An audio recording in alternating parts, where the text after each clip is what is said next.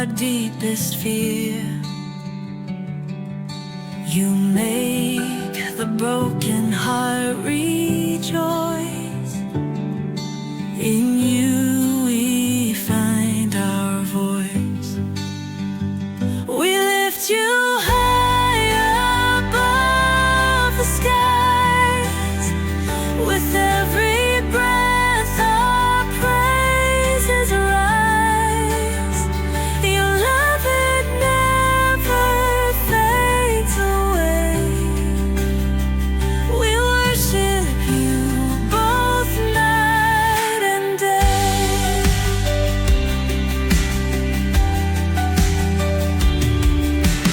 Chains are broken in your name. In you we are never the same. Your power flows like mighty streams, fulfilling all our dreams. We lift you high above the skies. With every breath our praises rise. Your love, it never fades away. We worship you both night and day.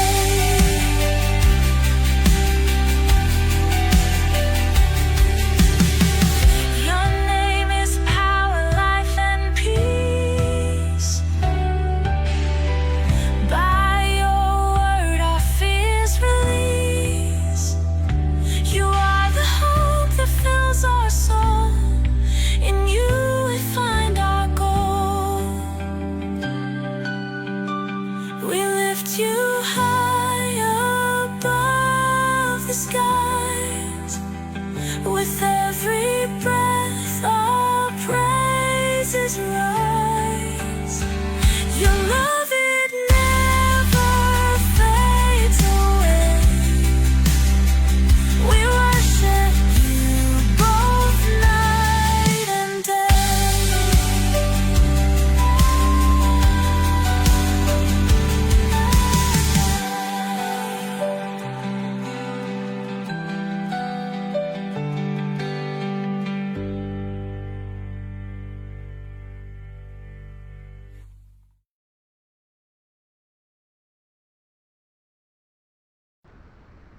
Magandang gabi po muli mga kapatid. Ito po ang inyong lingkod, Bishop Ray Aramis ng Christian Cathedral, na lagi nagsasabing nagtatanggol at nagtuturo ng katotohanan. Nagtutuwid naman ng mga kamalian at kasinungalingan. Ngayong gabi, ang atin pong tema ng pag-uusapan ay isang tema na humahati sa sangkakristyanuhan. Ito yung dapat pa bang mag-ikapo o hindi na. Kaya ang atin pong tema ay to tithe or not to tithe. Ano ba ang tithing o anong tithe? Simply means tenth. Ang Hebrew niya, maaser. Ang Greek niya, dekate. Pagka naging verb, giving the tithes, it's apodekato. So both ang ibig sabihin, in Greek at saka Hebrew, ay ikasampung bahagi. Sa Tagalog, tinatawag na ikapo kasi ika-sampo. Hindi po inakupo at hindi rin ikapa kundi ikapo. Yun po ang pagkakabanggit ng banal na kasulatan, the tenth. At pag sinabi natin 10%. Ngayon, ang tanong, obligado ba tayo na ito'y ibigay ngayon, sa panahon ngayon? Kahit tayo ay wala na sa ilalim ng Mosaic Law o yung batas na ibinigay ng Diyos sa pamamagitan ni Moses sa bansang Israel. Tingnan natin ang tithing before the Mosaic Law was given. So let me say this, tithing is Old Testament. And in the Old Testament times, it's already a practice. At makikita natin ito nang si Abraham nagbigay o nagbayad ng kanyang ikapo kay Melchizedek sa Genesis 14:17-20. Ito po ang pagkakasaad. Nang umuwi na si Abraham, matapos nilang talunin si Kedorlaomer at mga kasama niyang hari, sinalubong siya ng hari ng Sodom sa lambak ng Sabi na tinatawag ding lambak ng hari. 18, sinalubong din siya ni Haring Melchizedek na hari at pari, Haring Melchizedek ng Salem at pari ng kataas-taasang Diyos. May dala si Melchizedek na pagkain at inumin. Binasbasan niya si Abram at sinabing, naway pagpalain ka ng ka-Abram ng kataas-taasang Diyos na lumikha ng langit at mundo. Purihin ang kataas-taasang Diyos na nagbigay ng tagumpay sa iyo laban sa mga kaaway mo. Pagkatapos ibinigay ni Abram kay Melchizedek ang ikasampung bahagi ng lahat ng bagay na nakuha niya sa labanan. So sa pagkapanalo po ni Abraham laban sa apat na tawagin natin na pinuno at kaharian, lahat ng kanyang spoil or samsam ay binigay niya yung 10%. So maliwanag, dito po nakita natin, wala pa ang Mosaic Law, nagbibigay na ng giving o ang tinatawag na tithings and during the time of Abraham. Now, tingnan natin sino si Melchizedek na binigyan niya ng ikapo. He was the king, a ruler in the area of Salem. If you're going to understand this, king of Jerusalem, city of peace, Salem, and priest or servant of God. So dito natin makita, dalawa ang role ni Melchizedek. Isa siyang pinuno, king o ruler, at isa siyang servant of God. At sa ganitong kadahilanan, ibinigay ng Diyos o ibinigay ni Abraham kay Melchizedek ang kanyang ikapo. Now, sa Mosaic Law naman, nagbigay ng command ang law o ng command o law ang God sa bansang Israel ng pag-iikapo. Nung sila lumabas sa Egypt at nagbigay ang Diyos ng kautusan mula sa bundok Sinai, sa aklat ng Leviticus 27 to 33 ay ganito po ang ating mababasa. Ang ikasampung bahagi ng lahat ng ani ay sa Panginoon. Kung tutubusin ng sino man ay ikasampung bahagi ng kanyang ani, kinakailangan niyang bayaran ang halaga at dagdagan pa ng 20% ng halaga nito. 32. Kung bibilangin ninyo ang mga baka, tupa o kambing, lahat ng ikasampung bahagi ay ibibigay ninyo sa Panginoon. Huwag niyang sisiyasatin kung mabuti o masama, ni huwag niyang papalitan. At kung sa anumang paraan ay palitan niya, ay kapwa magiging banal, hindi matutubos. Mga kapatid, inilay daw na ng God ang rules or law regarding tithing. Sapagkat wala pa po silang law nang lumabas sila sa Egypt, kaya pagdating nila sa bundok Sinai, so para maging isang ganap na bansa, binigyan sila ng God ng kautusan. At kasama po rito ay ang pag-iikapo or tinatawag nating tithing. Now bakit? Tingnan natin mamaya ano ang tithe. So, para kanino ba ang ikapo? Unang-una, para suporta sa mga Levites. Sa Numbers 18:21 to 24, ganito po ang nakalagay. Kung tungkol sa mga Levita, babayaran ko sila sa kanilang serbisyo sa tolda. Ibibigay ko sa kanila ang lahat ng ikapo na ibinibigay ng mga Israelita bilang kanilang bahagi. Sa 12 tribo po ng Israel, may isang tribo na ang kanilang trabaho ay doon lang sa tabernacle.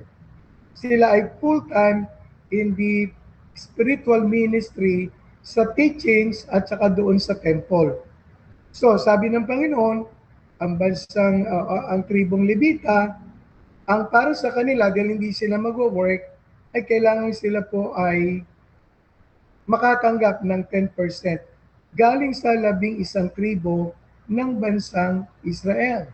So kaya sabi ng Panginoon, mula ngayon, wala nang iba pang Israelita na lalapit sa toldang tipanan maliban sa mga pari at sa mga Levita. Dahil kung lalapit sila, mananagot sila sa kanilang mga kasalanan at mamamatay. Mga kapatid, dito sinabi na ng Panginoon anong tribo ang responsible sa gamit sa templo at doon sa tabernakulo. Wala pong ibang pwedeng makialam kundi ang tribo lang ng Levita at ng mga pari o saserdote na doon po nanggaling.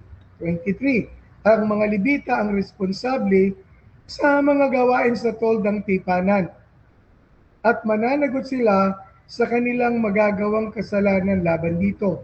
Ang mga tuntunin ito ay dapat tuparin hanggang sa susunod pang mga henerasyon. Walang mamanahing lupa ang mga Levita sa Israel. Ito pa, ang tithes ay para sa kanila pang araw-araw na pangangailangan, gayon din sapagkat wala po silang tatanggapin na lupain. Sapagkat ang 11 tribo po ng bansang Israel, meron pong set aside na lugar o lupain o sinatawag nating pinaka-share po nila na lupain. Pero ang mga Levita wala po. They have to scatter all over the nation Israel. Anong dahilan? Sapagkat upang sila po ay magturo patungkol sa batas na o kautusan ng Diyos. So in every places dapat may Levites, kaya ang mga Israelita magbibigay ng lupain o lugar na lupa na pwedeng tayuan ng bahay ng mga Levita. Kasi hindi po sila pinamana ng Diyos ng real estate, kundi ang kanilang binigay sa kanilang Lord, tithes, and at the same time, ang 11 tribo ay responsible para doon sa kanilang titirahan or tatahanan. Sa halip, ibibigay ko sa kanila bilang bahagi ang mga ikapo na ibinibigay ng mga Israelita bilang handog nila sa akin.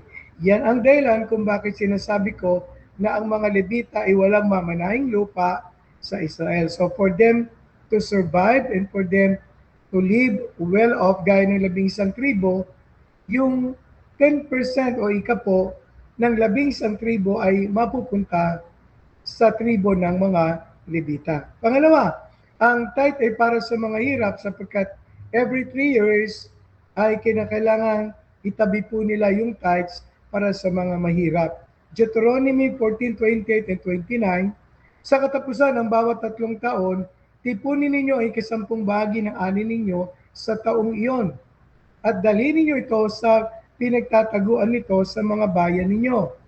Ibigay ninyo ito sa mga Levita na walang lupang minana, sa mga dayuhan na naninirahang kasama ninyo, sa mga ulila at sa mga biyuda sa bayan ninyo para makakain din sila at mabusog.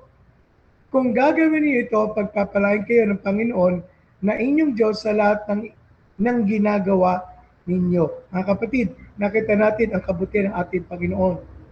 Ang tithes, unang binibigyan Levita. Pangalawa, dayuhang naninirahan na kasama nila. Mga byuda. Okay? At ang sabi rito, hindi lang po yung byuda, pati yung mahirap nang sila po ay makakain at mabusog. Here we can see the goodness of God to all kinds of level of status ng mga tao. Pangatlo, para sa pagdiriwang ng kanilang mga fiesta or celebration, Deuteronomy 14:22 to 27, dapat ninyong ibukod ang 10 bahagi ng lahat ng ani ng inyong bukid bawat taon. Dalhin ninyo ay 10 bahagi ng trigo, bagong katas ng ubas at langis, at ang panganay ng inyong mga hayop sa lugar na pipiliin ng Panginoon na inyong Diyos kung saan pararangalan siya. Doon niyo ito dalhin sa kanyang presensya. Gawin niyo ito para matuto kayo na laging gumalang sa Panginoon ng inyong Diyos. Ano daw po ang purpose? Bakit mayroong giving of tithes? So that they will learn how to fear the Lord. Magkaroon ng pagkatakot at paggalang sa ating Panginoon. 23. Pero kung malayo sa inyong lugar na pinili ng Panginoon at mahirapan kayo sa pagdadala ni 10 bahagi ng mga pagpapala ng Panginoon na inyong Diyos, ipagpalit ninyo ay 10 bahagi ninyo sa pilak at dalhin ninyo ito roon sa lugar na pinili ng Panginoon na inyong Diyos. Pagkatapos, ang pilak na iyon ay ipambili nyo ng baka, tupa, katas ng ubas o ng iba pang inumin o ng anumang magustuhan ninyo. Pagkatapos, kainin ninyo ito ng inyong pamilya sa presensya ng Panginoon na inyong Diyos at magsaya. Sapagkat ang celebration ay para po sa buong bayan ng Israel. So every family should enjoy by keeping or eating the product of the tithes of the land. At huwag ninyong kalilimutan ang mga Levita na naninirahan sa bayan ninyo dahil wala silang bahagi o lupang minana. So makatuwid mga kapatid, ang mga Levita at ang mga mahirap at ang kapuspalad at ang mga estranghero na nabubuhay sa Israel ang pinatutukuyan o pinapupuntahan ng ikapo ng buong bayan ng Israel. Ngayon, gusto ko pong paalala na yung tithings na yon, dahil wala na yung templo, doon dadalhin yung tithes, ay masasabi po nating hindi na napapractice today. But, anong tithes naman natin today sa ating mga Kristiyano? Una, ang tithes ay tax to God's government. Na yung tax natin sa civil law na 10% ng ating income sapagkat meron to tayong income tax at ang income tax po ay 10%. Kaya yung tax at saka income tax pareho po ng porsyento. So sa atin po na mga anak kay Kristo, ang atin pong tithes ay ating tax to the government of God. Dahil tayo po ay nasa ilalim ng kaharian ng Diyos, sabi ng Matthew 6:33, seek ye first the kingdom of God and His righteousness. And His righteousness, the word righteousness there, ay yung mga words, mga laws. And anong sabi doon? And all the things that you need shall be added unto you. So we are obliged to pay our tax for the operation ng government sa church. Pagdating naman sa civil government, we are obliged to pay our tax para sa pagpapatakbo ng pamahalaan ng gobyerno na kung saan tayo nasasakop ng civil government sa lupa. So unahin natin ang human government. Ang human government, mayroong karapatan na kumolekta ng tax sa kanyang mamamayan. Sabi nga, Matthew 6:33. Kaya unahin ninyong mapabilang sa kaharian ng Diyos at ang pagsunod sa kanyang kalooban. Yung kalooban na yon, yun yung mga rules at mga laws when it comes sa pagpapa-under sa government ng God. But we are talking first by this time, the government, the civil government. Kaya makiki-align po tayo kung ano ang government at ang gusto ng ating government. And one of the responsibility natin sa government is paying our taxes. So verse 17, sa Matthew 22:17-21, Jesus was asked. Sabi dito, ano sa palagay ninyo, tama po ba na ang mga Hudyo ay magbayad ng buwis sa emperador ng Roma o hindi? Pero alam ng Panginoong Hesus ang masama nilang balak. Kaya sinabi niya, mga pakitang tao, bakit niyo ako sinusubukang hulihin sa tanong na yan? Patingin niya ng pera yung pinambayad ng buwis, pinambabayad ng buwis. Inampot nila sa kanyang pera. Tinanong nila sila ni Jesus, kaninong mukha at pangalan ang nakaukit sa pera? Sumagot sila, sa emperador. Kaya sinabi ni Jesus sa kanila, kung ganoon, ibigay ninyo sa emperador ang para sa emperador at sa Diyos ang para sa Diyos. Mga kapatid, this is a very trap and tricky questions. Isa po itong policy. Kaya kung sinagot ni Jesus na hindi na, ibig sabihin lumalaban siya sa government. At pag sinabi niyang oo, dahil ang mga Hudyo po ay galit sa mga maniningil ng buwis, so sasabihin nila ito si Jesus ay pro-Roman Empire, pro-Cesar. And very wise ang pagkasagot ng ating Panginoon, bigyan niyo ako ng perang ipinambabayad. At doon ay naipakita ang pera na nakadrawing sa pera ay mukha ni Cesar o ng emperor. Kaya ang sabi niya, ibigay ang para kay Cesar, ang sa Diyos, para sa Diyos. Mga kapatid, isa lang naman ang tinatanong ng mga tao kung kay Cesar ay dapat magbuwis. Pero ang katalino ng ating Panginoong Hesus, Pati yung ating tax sa government ng God ay huwag nating kalimutan. Hindi lang po yung kay Cesar, pati rin yung sa Diyos. Now, bakit tayo kailangan magbayad ng buwis? Well, wala kasi tayong lahat ng bagay na meron dito sa lupa. Lahat ng meron po tayo, particularly sa ating Diyos, galing at mula sa ating Diyos. Wala po talaga tayong atin na masasabi. Kami po ay may bahay, may lupa. Pero yearly kami po ay nagbabayad ng tax, ng real estate tax. Bakit? Binili na po namin yun, nakapangalan sa amin. Kaya ang tanong ko bakit kailangan pa kami mag-tax? Kasi po, yung kapirasong lupa na yon na kinatitirikan ng aming bahay ay nasasako po sa loob ng isang bayan. Sa bayan po dito, sa Bulacan, sa Luzon. Kaya we are required to pay tax to the civil government kung saan kami ay nasasakop. At ito pong ginawa na halimbawa ni Abraham nung siya po ay nandoon sa lugar na tinatawag na sa pag-aari ni Melchizedek na hari ng Salem. Genesis 14:18-20.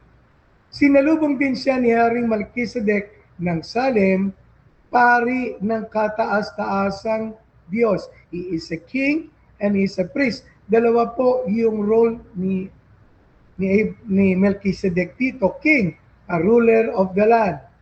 Priest, a priest of the Most High God. May dala si Melchizedek na pagkain at inumin. Binasbasan niya si Abraham at sinabing, naway pagpalain ka Abraham ng kataas-taasang Diyos na lumikha ng langit at ng lupa o mundo. Purihin ang kataas-taasang Diyos na nagbigay ng tagumpay sa iyo laban sa mga kaaway mo. Pagkatapos, ibinigay ni Abraham kay Melchizedek ang ikasampung bahagi ng lahat ng bagay na nakuha niya sa labanan, the 10% of all his spoils. So, kailangan po ito at ito po ay sabi nga natin ay karapatan ng pamahalaan. Bilang tayo ng mabuting mamamayan, wala tayong pag-aari, so we need to pay our tax. Pangalawa, rights po ito ng kahit anong uri ng pamahalaan.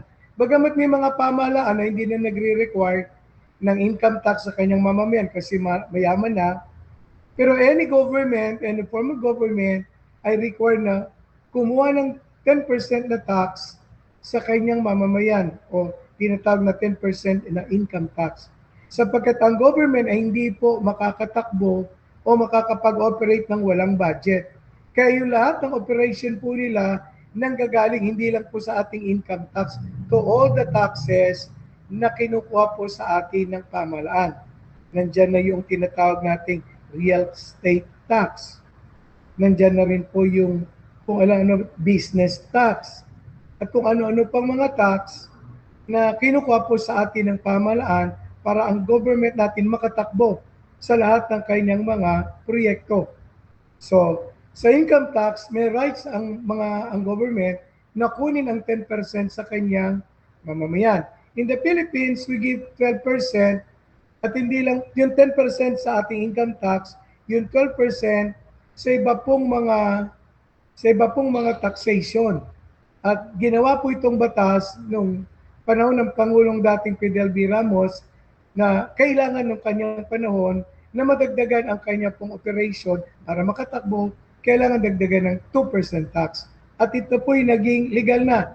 So yung 10% na income tax natin, plus additional sa iba pa nating mga taxes, kaya 12%. But yung ating income tax is still 12%. At dito rin sa Pilipinas, hindi lang bang po 12% kasi may mga bracket po ang taxation dito sa ating bansa. Kapag 250,000 a year, ang kita ng isang Pilipino, hindi na po siya pinagtatax. Pero kung lalagpus po doon, may mga bracket na po sa laki ng kanyang kita. However, alam naman po natin dito sa ating Pilipinas, ang isa sa problema natin ay graft and corruption. Kaya yung atin pong mga sinasabing mga taxes, nakukuha at nabubulsa ng hindi na tayo magsasabi kung sino, pero naapektuhan ang ating taxation. Kaya sabi ng iba, Dapat pa ba kami mag-tax sa pamahalaang corrupt? Pero ang Word of God ay nagsabing, Romans 13, submit to the governing authority. So yung mga taxes natin sa government, ginagamit sa project, sa soft and hard projects, sa mga expenses o gastusin, sa operation at salaries ng mga public servants. Kung wala po nitong taxes na to, sa lahat ng taxes na kinukuha sa atin, wala pong pag-unlad ang ating bansa o ang sino man o anumang bansa. Kasi baka tanungin nyo, okay, bakit yung ating bansa, ang daming kinukuhang tax, pero wala pa rin tayong pag-unlad? Uulitin ko po. Dahil nga po sa sistema ng paggamit ng taxes ng mga pinunong bayan po natin. Wala po doon sa tax, kundi how they use, at yun po yung sistema na sa panahon ngayon ay nasa under po ng investigation. So since we are under civil government, we have to pay tax sa atin pong civil government. At hindi lamang po tayo under ng civil government, under din po tayo ng government ng God, ang kingdom government. The reason we pay our tithes. So we pay our tithes to the government of God. So ano pong ibig sabihin ng tithes ngayon? Ito po'y tanda ng isang mabuting mamamayan, both to the civil and to the spiritual government.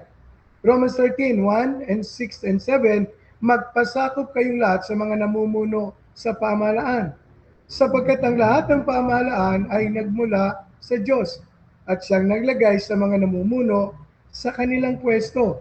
Yan ang dahilan, verse 6, kung bakit tayo nagbabayad ng buwis, sapagkat ang mga namumuno ay lingkod ng Diyos at inilalaan nila ang kanilang panahon sa pagtupad ng kanilang tungkulin. 7.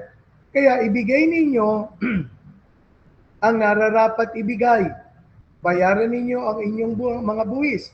Igalang ang dapat igalang at parangalan ang dapat parangalan. So mga kapatid, maliwanag po sa civil government, pay our tithes, respect and give honor to those whom honor is due and fear to whom fear is due. So kaya kailangan po sa ating pamahalaan ang pagpapailalim. And by the way, ang government po ng God ay kingdom, spiritual government. Hindi po siya democratic government. Kasi sa democratic government, we participate. But in the kingdom government, we submit. At ang government ng God ay kingdom government, the reason we submit, at ang government na tinuturo ng Diyos para sa government of the land is also must be kingdom government. At kung kingdom government, ang mga mamamayan magbabayad ng buwis, maggagalang at magbibigay ng respeto. Ang mga pinuno naman ay dapat gamitin ng matuwid o tama ang kanilang mga tinatanggap na buwis. Pangatlo, ito po ay susi sa isang pinagpalang buhay.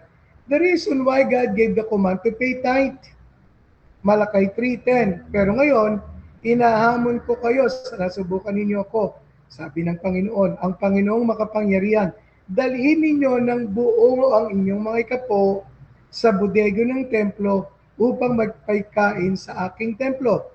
Kapag ginawa ninyo ito, padadalan ko kayo ng ulan at ibubuhos ko ang sobra-sobrang pagpapala. Ang Israel po ay agricultural land. At bilang agricultural, kailangan nila ng ulan.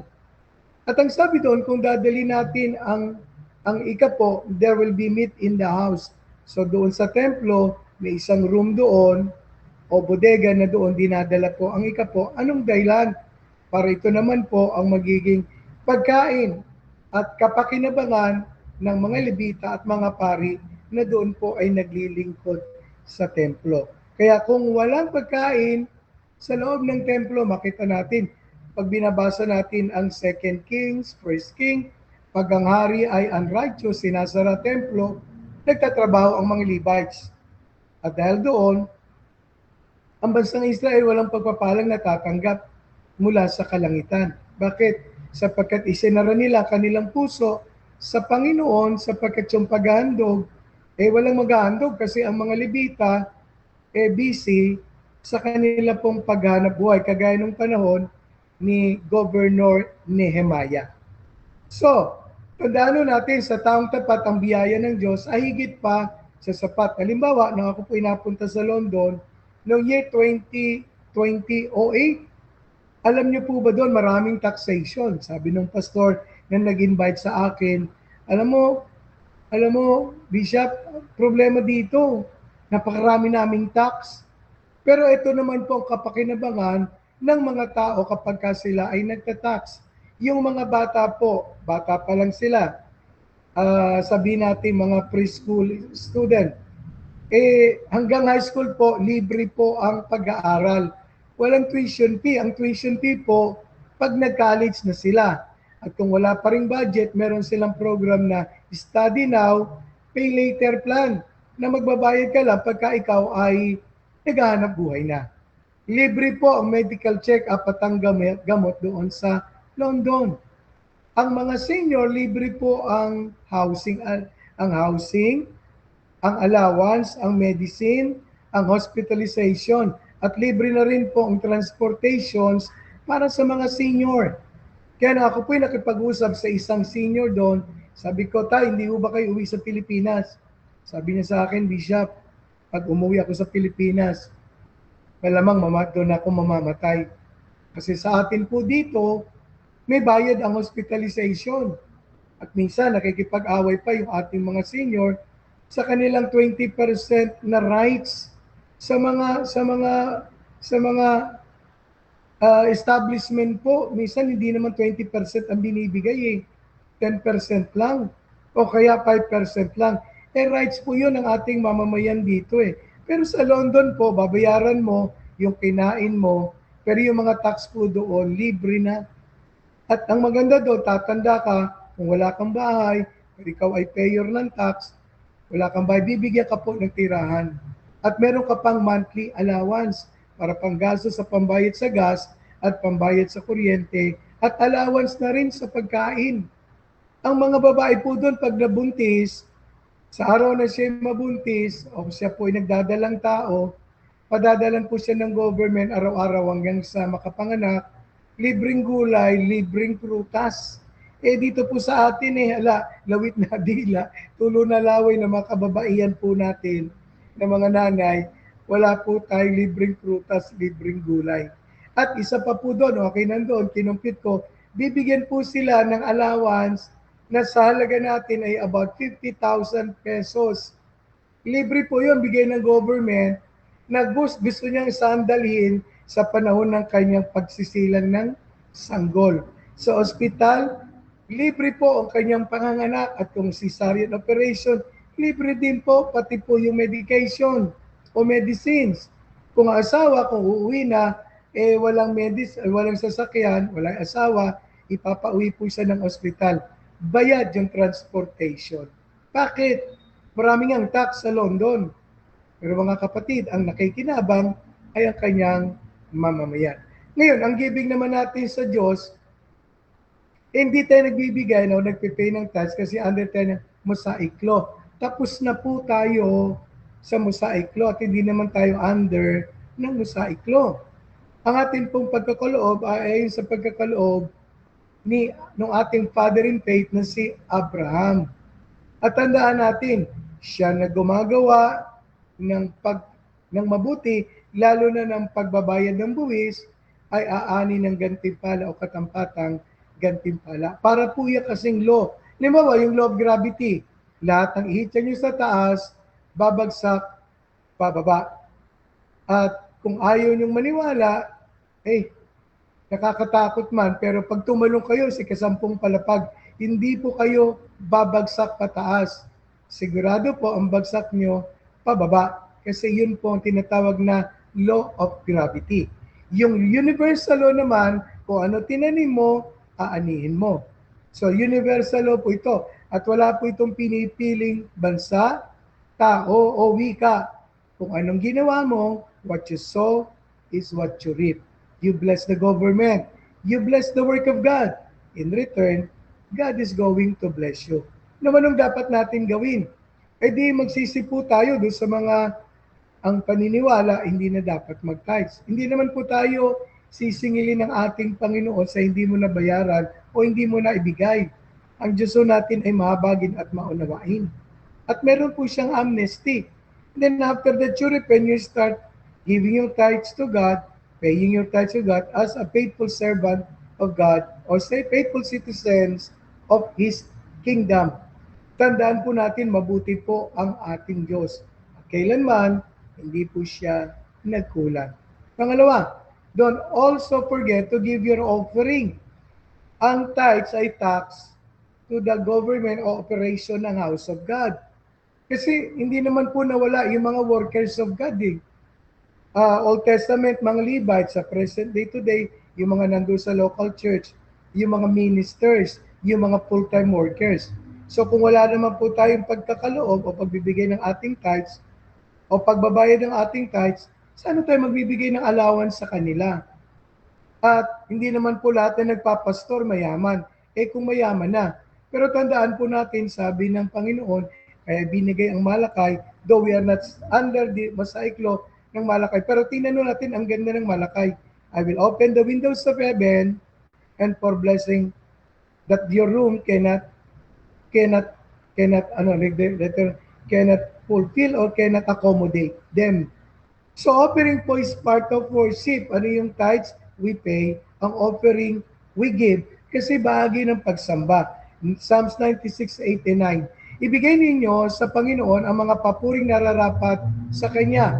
Give the glory unto the Lord. Bring an offering. Magdala kayo ng mga handog at pumunta sa templo. Anong gagawin sa templo? Di mag-worship. Pero hindi ka pwedeng umarap sa Diyos nang wala kang offering.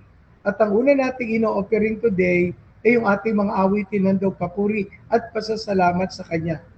And then sabi doon, sambahin ninyo ang kabanalan ng Panginoon, matakot kayo sa Kanya. Kayong lahat ng nasa sanlibutan. Mga kapatid, lahat ng tao, ini-encourage ang book of Psalms 96:89, when we come to God in worship, we bring an offering. At yung offering na yon, we give it to the Lord as part of our worship. Pero wag nating kalimutan, ng first offering natin, Romans 12:1, offer your body as a living sacrifice unto God, holy and acceptable. Buhay muna ang inihandog. Pangalawa, mga awitin at mga pagsamba at papuri. Itong pangatlo, meron kang offering na gusto mong ialay sa Panginoon, ibigay natin sapagkat ito ay para sa Kanya. So in our offering, we give to God. Ano yung binibigay? Offering. In our tithes, we pay to God.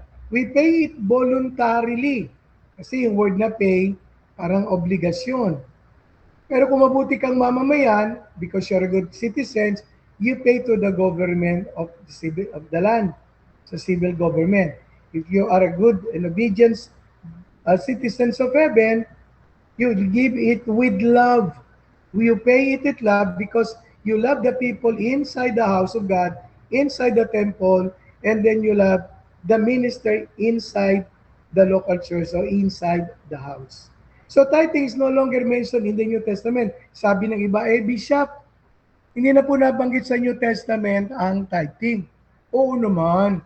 Nung panahon ng Panginoon, hindi na talaga kailangan itanong, kailangan ba kaming magbayad ng tithes? Kundi ang tanong nila, kailangan ba kaming magbayad ng buwis? Kasi yung buwis sa civil government. Yung tithes, sa government ng God na kailangan po sa templo.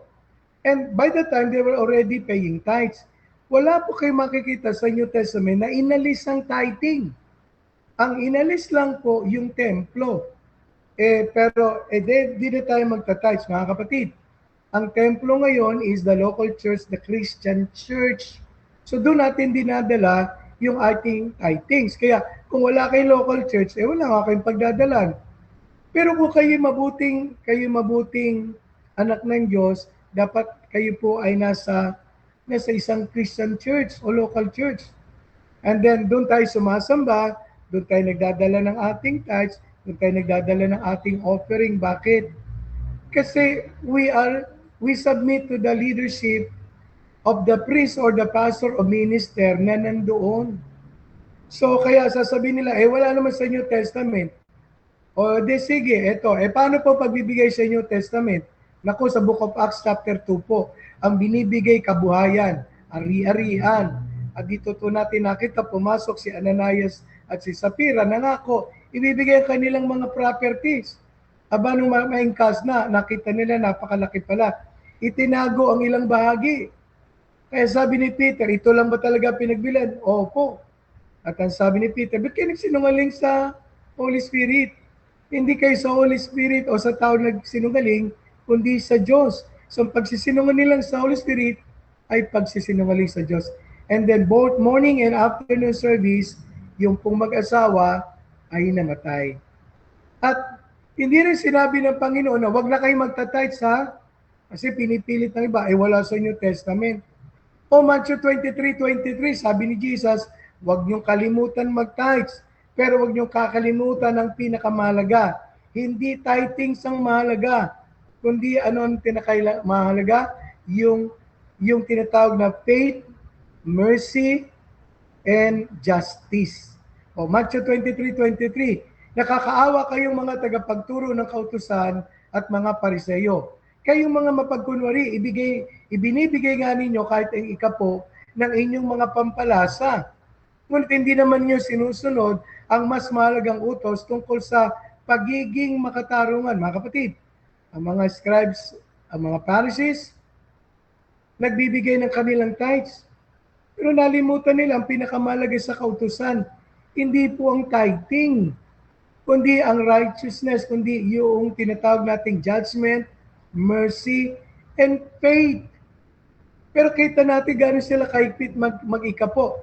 Aba, pati yung pampalasa, yung butil, yung mga pampalasa, kagaya ng cumin, ng anis, ng mint, o ng mga pampalasang ito, binibilang pa nila kung alin. Pag tinatize po nila yon. Pero sabi ng Panginoon, hindi iyon ang mahalaga. Mahalaga ang tithing. Pero mas mahalaga, huwag kalimutan ang law ng mercy, ang matter of the law, mercy, faith, at saka justice or judgment. So, paano po yung giving sa 2 Corinthians 9:7? May magbigay tayo ayon sa ipinasya ng ating kagustuhan, ng ating puso. Hindi po giving sa church, yung giving sa 2 Corinthians 9:7. Gusto ko po itong malaman, maging ng mga Christian, kasi madalas ito ginagamit na exhortation. Magbigay ang bawat isa sa pinasya ng kanyang puso, huwag napipilitan, huwag nabibigatan. Agree po ako doon. Tama po yun. Pero hindi po ito giving sa gawain sa church. Giving po ito sa mga tao na nasa loob ng church, particularly sa nasa Jerusalem. Ito po ay ang paghikayat ni Apostol Pablo ng mga taga-Korinto ay magpadala ng financial assistance sapagkat nung panahon na yon ay mayroon pong tagtuyot o kagutuman sa Jerusalem. Kulang ng pagkain, kulang ng inumin. So paano mangyayari? Magtulungan ang magkakapatid. Masagana sa Korinto. O di dapat alalahanin at magpadala naman sa mga taga-Jerusalem o sa mga nasa Judea. Kaya sabi ni Pablo, magbigay ang bawat isa. Kung magtatanim ka ng kaunti, aani ka ng kaunti. Magtatanim ka ng marami, aani ka ng marami. Kaya yun yung binabanggit doon na magbigay ayon sa ipinasya ng puso.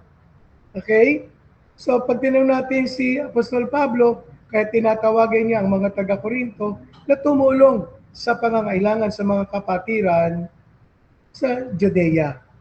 Ang standard of giving will be based on the amount of harvest they want. Giving to the needy is an investment. Ang tithe ay payment. Ang offering ay giving. Helping the needy and the poor and those who are in need is an investment. 2 Corinthians 9:7, bawat isa sa inyo magbigay ayon sa sariling kapasyahan. Hindi nagatubili, hindi sa pilitan, dahil mahal ng Diyos ang mga nagbibigay ng may kagalakan. God loves a cheerful giver, not a tearful giver. Mga kapatid, kaya sabi doon, ang nagtatanim ng kaunti, aani ng kaunti. Ang nagtatanim ng marami, aani ng marami. Ang nagtatanim ng kunwari lang, aani ng kunwari lang, mga kapatid. magtanim po tayo, tumulong tayo sa iba. Hindi po ito tulong sa church. Ito po tulong sa mga kapuspalad at mga kapos ng pagkain sa Judea at sa Jerusalem. Bilang pagwawakas, ang mga may kita o may kinikita, may trabaho, ay dapat magbayad ng buwis. Para suportahan, hindi lamang po ang civil government, ang pamahalaan dito sa lupa, pati na rin ang templo o local church ng kanilang mga tagapaglingkod na full-time na doon po ay naglilingkod. Or else, mapapabayaan ang area ng teachings at ng ministration sa bahay ng Diyos. Ngayon, ang tanong, dapat bang mag-ikap po o hindi? Sa English, to tithe or not to tithe is like saying to tax or not to tax. Ano po kaya sa palagay nyo, mga kapatid? Pero gusto kong paalala, the paying or giving of tax or tithe is given out of love because we love the house of God. We love the Lord and we love the people of God or the workers of God in the house. Nawa, nakatulong po ito sa atin ngayong gabi at magkaroon to ng ating bagong kaisipan. Tandaan po nyo, hindi po nawala ang lingkod, ang bayan ng Diyos at ang mga lingkod ng Diyos. So parang ang nawala po yung templo. Pero ang bagong temple ngayon, o bagong house of worship, ay wala pong iba, kundi ang local church o ang church na kung saan kayo po ay kabilang. Magandang gabi po, pagpalain po tayo ng ating Panginoon.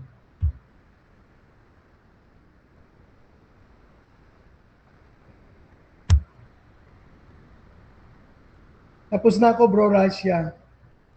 Okay, shoutout muna mga kapatid sa ating nasa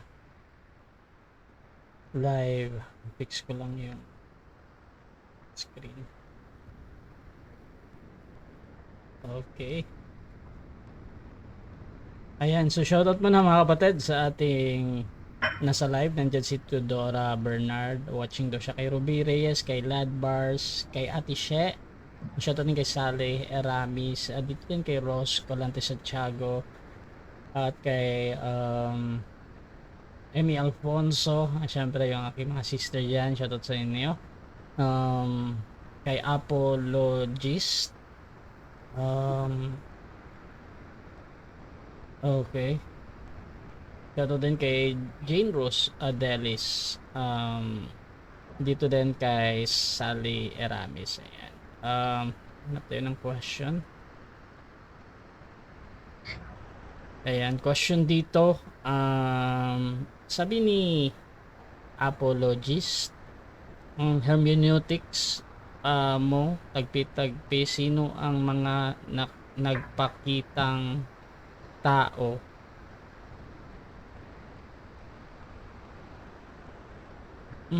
Bro Russia, parang bitin yung ano Ano ba yun? Tanong ba yun o comment?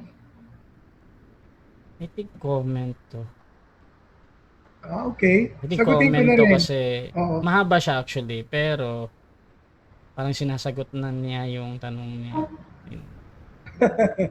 Okay, may tanong na pala siya, sumagot na rin siya. Kung sasabihin natin tagpi-tagpi, unawa mo lang yon. Kaya nga pinaliwanag ko ng mabuti. Lahat naman tayo meron pa sariling pangunawa at parang sariling interpretasyon. So binigay ko naman yung interpretasyon ko, sana bukas ang isip at puso niya. At huwag niya ipilit yung kanyang pag-unawa at interpretasyon dito sa programa na to na ipinapaliwanag ko. Well, God bless you, brother, but at the same time, sana bukas ang isip, bukas ang puso mo. God bless you. Okay, Ruby Rhea, sabi niya, ano po ang basehan ng pag-ikap po ni Abraham? Is it merely practice? Revelation from God? What is it? Well, during the time of Abraham, wala naman dinabanggit sa banal na kasulatan.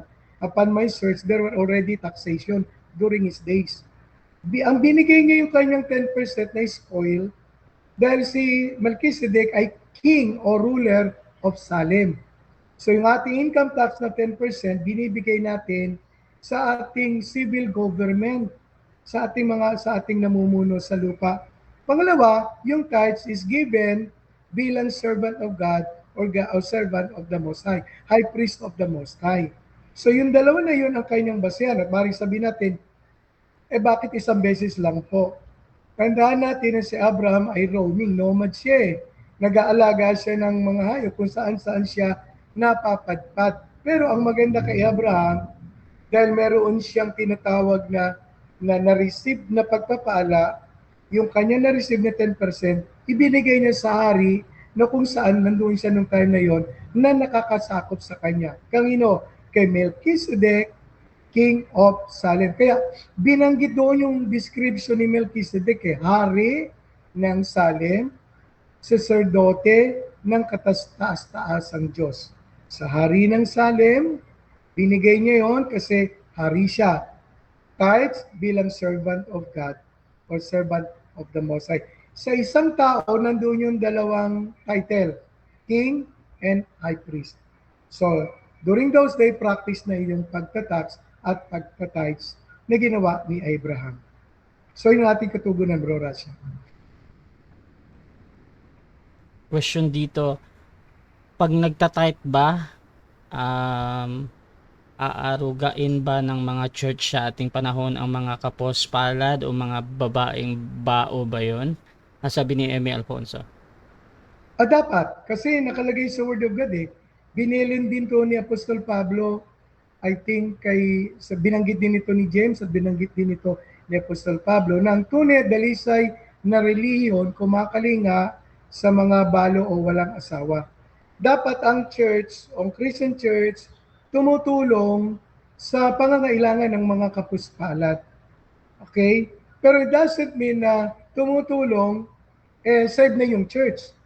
Kasi meron namang tumutulong talaga pero hindi naman save. Kasi ang assurance of salvation nila nandun sa paggawa ng mabuti o sa pagtulong. Kaya natin ito gagawin na tumulong sa mga kapuspalad at mga mahirap kasi save na tayo. So, isa sa katangian ng iglesia na totoong iglesia ay tumutulong sa mga kapuspalad at sa mga balo. So, yun ating kasagutan, Bro Rasha.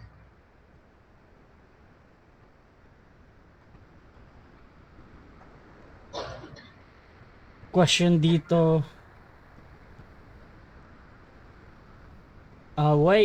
sabi ni Ate Che, why was the tithe given mainly to support the Levites and temple system? Kasi walang binigay na lupain sa mga Levita. At hindi rin sila inaalaw na magtrabaho kasi ang trabaho nila mag-serve sa loob ng temple, yung priest, yung high priest, at saka yung mga Levites, yung mga temple workers. Kaya sabi ng Lord, Numbers 18, itong tithe firstly ibibigay sa mga Levites kasi iyon ang ruling na ginawa ng Diyos sa bansang Israel. Ngayon naman sa atin, sa kapanahunan ngayon, wala na yung templo, pero meron tuloy-tuloy pa rin ang gawain ng Panginoon. Hindi naman lahat ng mga pastors, ministers, or workers sa loob ng local church o ng Christian church, mayaman. Kaya we need to supply their needs para naman sila mabuhay ng marangal at maganda gaya ng mga kapatiran o ng mga members. So, hindi na bago yung pangangailangan ng templo noon at saka ng templo ngayon na tinatawag nating local church. Kaya yun ang unang dahilan, kaya kailangan magbigay tayo o mag-pay tayo ng tithes doon sa ating local church. So yun ang ating kasagutan, Bro Rasha. Okay.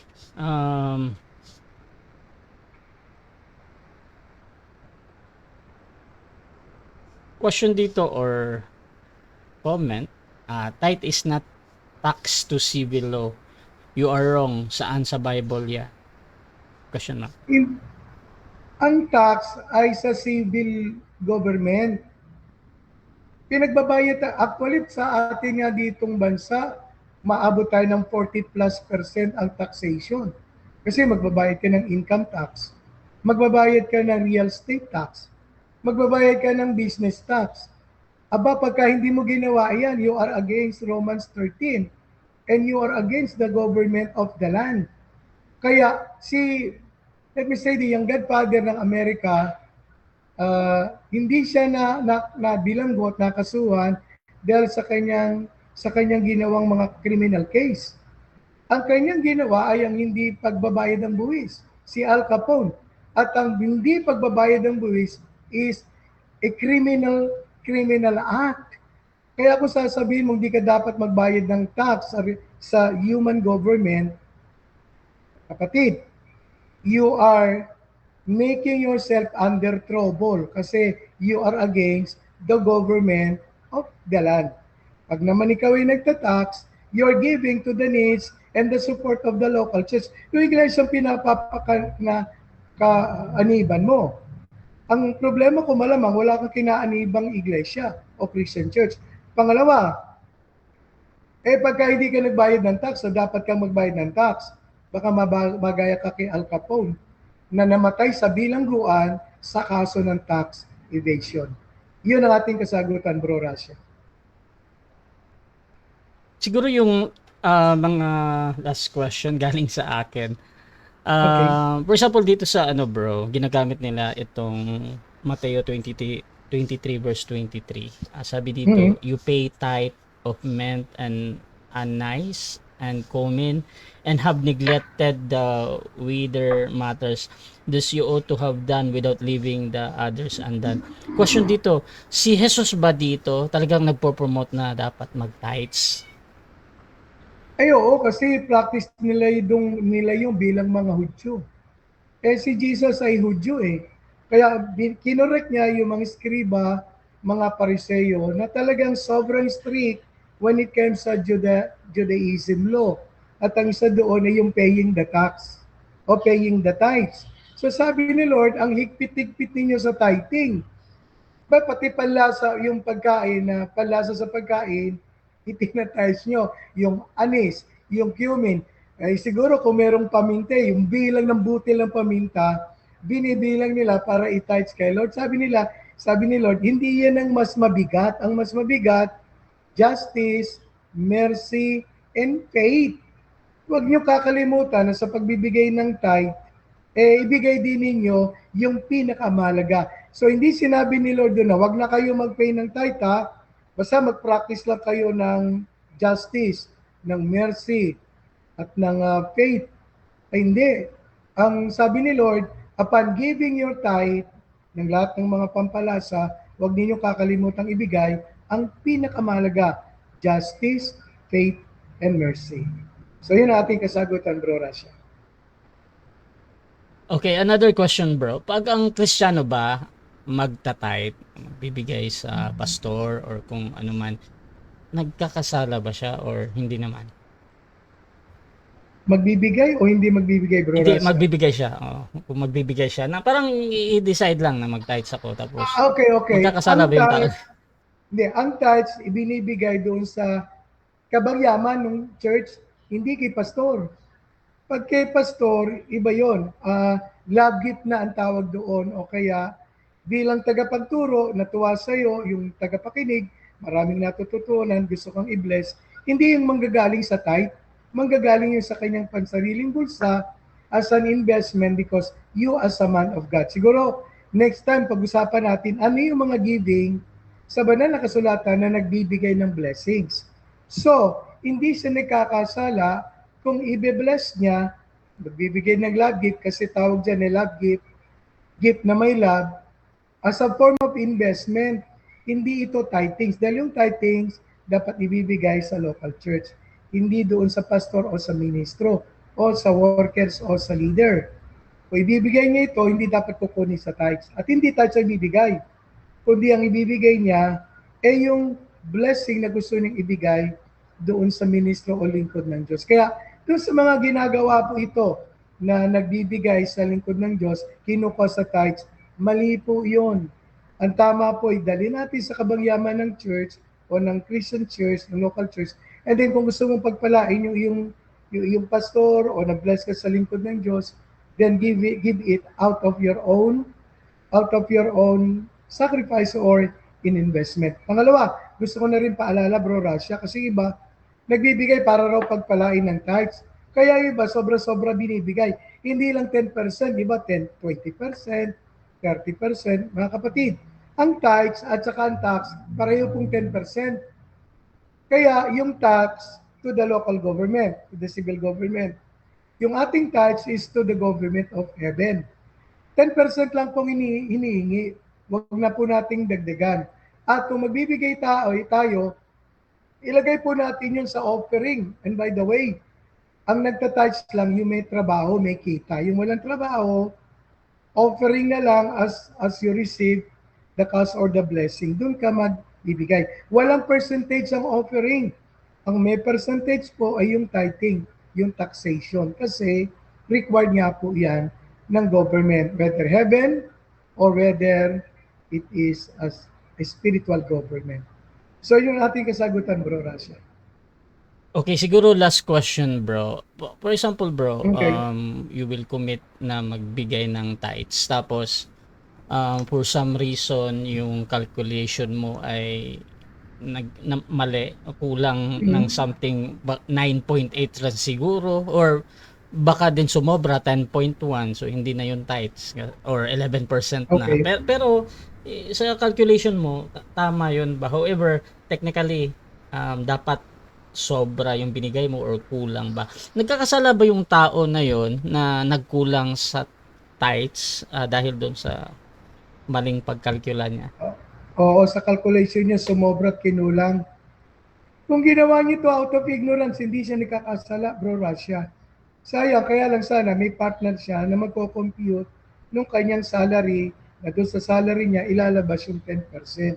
Ngayon, wala namang nakalagay sa Bible kung kulang o kaya ay sobra, ay nagkakasala. Yung mga Israelites, doon sa panahon ni Malakay, talagang intentional nila yung binibigay ng kulang. Kaya sabi ng Panginoon, subukan niyo ako, bring all the tithes, all, meaning complete, in the storehouse. Kasi alam ko naman, tamang tayong Pilipino, marunong bumilang, gumamit ka lang ng calculator, i-times mo 10% yung kita mo, lalabas na yung 10% nun eh. Pero kung sasabihin natin, nagkakamali ba? Hindi, kasi hindi naman yung ginawa yun intentionally, out of ignorance. So whether kulang or sobra, hindi naman niya intentional at hindi niya ginawa ito na talagang intentional, hindi siya nagkakasala. In fact, tinitingnan din ito ng Diyos bilang isang mabuting puso ng pagkakaloob sa Kanya. So yun ang kasagutan natin, Bro Rasha. Okay, gusto ko lang ipahabol to, bro, kasi maraming form kung paano yung calculation ng tithes. Yung iba, nag-minus muna sa necessity nila at pagkatapos nun yun yung tithes. Yung iba din, yung buong sahod talaga at hindi kabilang doon yung mga deduction ng pag-ibig, PhilHealth, etc. At meron ding iba na dapat kasama na yon.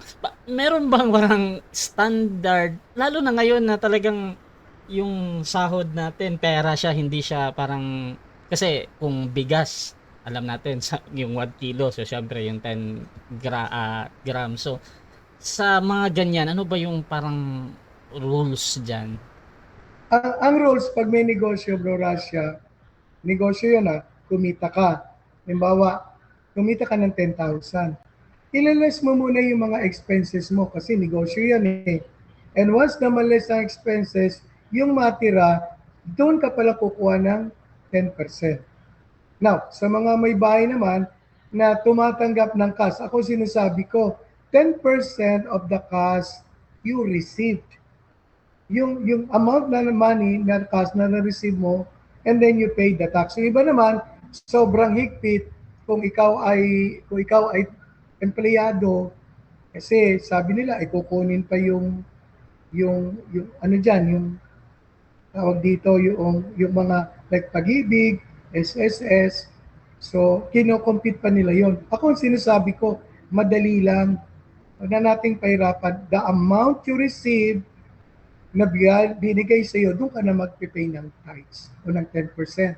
Halimbawa, binigay sa iyo ang sweldo mo, 20,000. Pero nung matanggap mo ay 18,000 na lang kasi kaltas na lahat. nawala na yung 2,000. Ako, suggestion ko, hindi naman sinusukat ng Diyos kung ano ba to, dapat ba bawas o hindi, dapat ba kaltas na hindi. Ang tinitingnan kasi ni Lord yung sukatan ng katapatan ng puso. Dahil ang natanggap mo ay 18,000. Sa akin, and then you give the 10% of 18,000, which is 1/8. Yun ay pagkaloob mo sa Panginoon. Huwag mo na isama yung pati yung 2,000 na bawasan. Kasi pag 2020, malaking bawas din po yun. Sasama mo pa yun. So, the cash you receive, dun ka na mag-tithes. And then kung sa negosyo, magbawas ka muna ng expenses at doon sa matitira, doon ka pala ngayon kukuha ng tithings o ng iyong tithes. So, yun yung standard na sinasabi natin na dapat gawin ng mga tunay na anak ng Diyos. Bro Rasha. Thank you, thank you. Final conclusion, bro. Mga kapatid, narinig po natin, kasi hanggang ngayon, pinagdidebatihan pa, dapat bang mag-tithes o dapat bang hindi mag-tithes. Tandaan ho natin ang gawain ni Lord. Old Testament, New Testament, tuloy-tuloy. Ang nawala lang yung templo, kaya walang storehouse. Meron naman templo ngayon ng local church.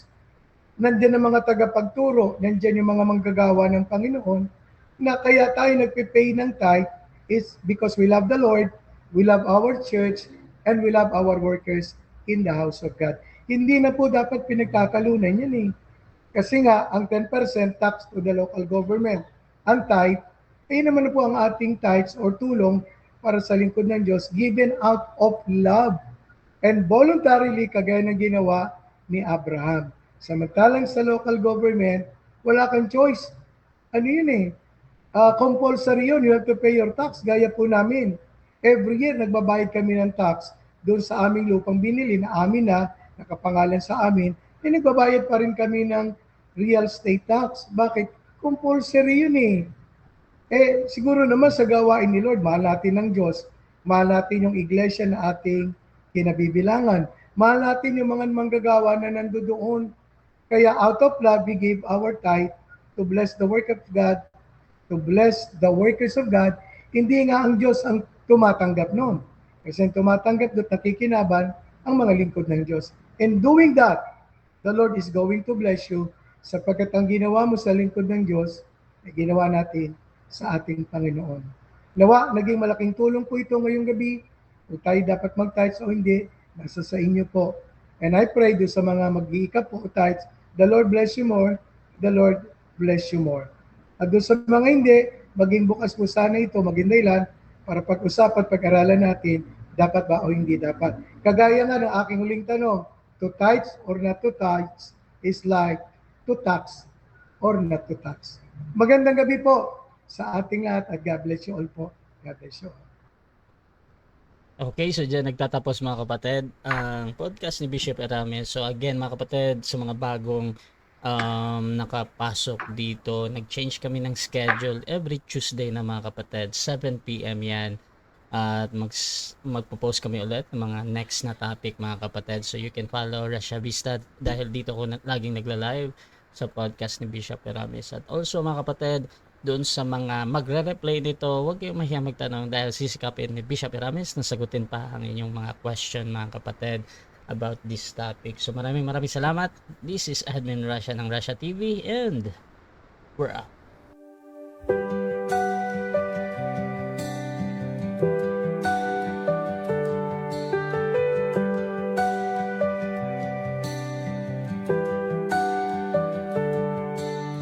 Darkness fades when you are near.